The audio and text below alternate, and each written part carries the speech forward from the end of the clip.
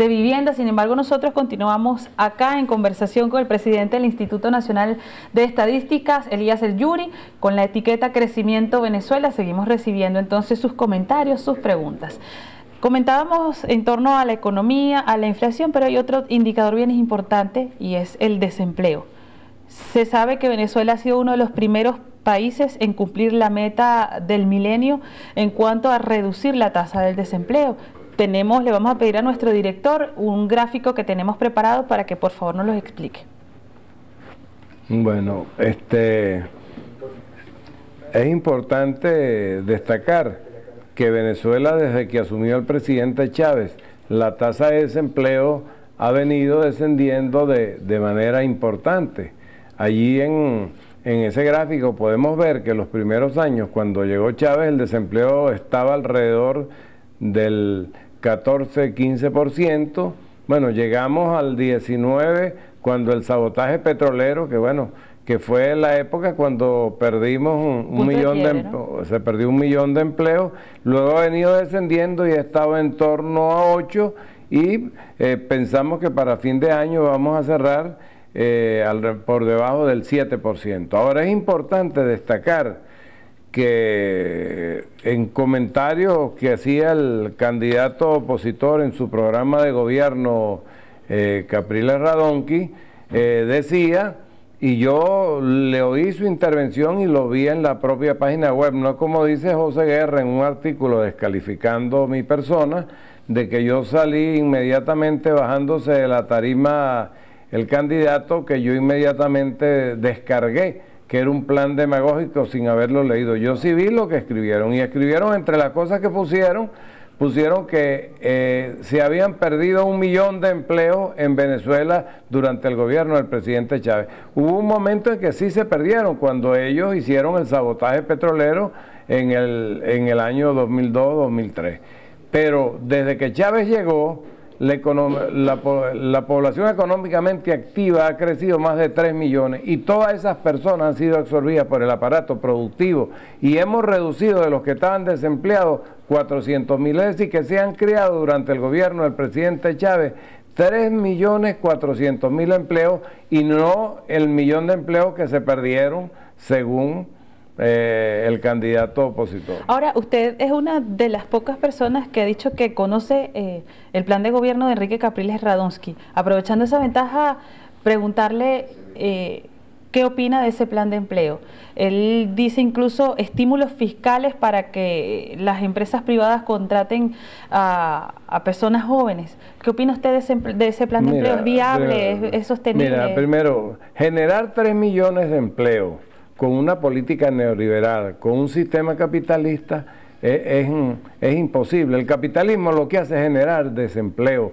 Y no solo, fíjate, en los países subdesarrollados, sino que podemos ver lo que está pasando en Estados Unidos y lo que está pasando en Europa, como el desempleo ha llegado a niveles casi del 25%, es el caso de España. Ahora, fíjate, él está planteando el trabajo, ese primer trabajo.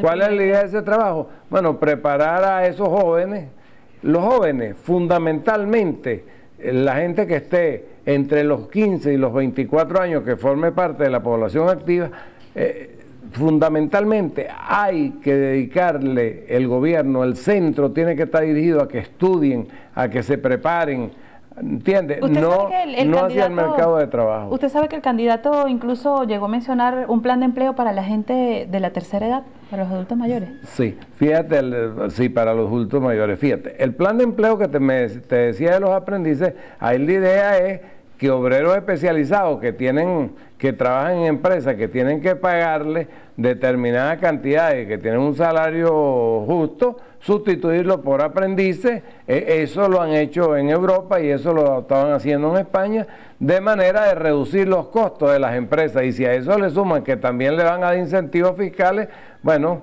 precisamente esa es la orientación que tienen ellos. Allí hay una orientación más bien de beneficio hacia las empresas. Por supuesto, no de beneficio. No es que nosotros estemos en contra de las empresas ni hacer quebrar a las empresas, nada por el estilo. Pero cuando yo digo que es un plan demagógico, porque es que 3 millones y 6 millones, dijo Leopoldo López, que ellos los vayan a crear, eso es imposible. Eso puede solo ser creado bajo un gobierno con una política de inclusión masiva, con un gobierno que tiene bases que lo llevan hacia el socialismo, que está desarrollando una política en la cual está dirigida a redistribuir el ingreso y no una política capitalista neoliberal como la que ellos se están planteando. Fíjese, tenemos otro gráfico, le pedimos a nuestro director, por favor lo coloque en pantalla. Se trata del empleo formal e informal. Se dice que sí, que efectivamente ha disminuido el desempleo, pero que los empleos que tenemos son mayoritariamente informales. Bueno, fíjate, nada más falso, y lo puedes observar allí, que lo que dicen ellos. Fíjate, el empleo formal ha venido subiendo desde el 49% hasta el 58,7%, y la informalidad ha venido bajando desde el 51% alrededor del 41%. Es decir, que ha habido un aumento de la formalidad de 10% y una disminución de un 10% de la informalidad. Para aclararle a nuestros usuarios, cuando hablamos de empleo informal, ¿a qué nos referimos? Fíjate, exactamente, es bien importante la pregunta, Jessica. Fíjate, ellos tratan de hacer aparecer a los 5 millones de personas que trabajan en la parte informal como buhoneros.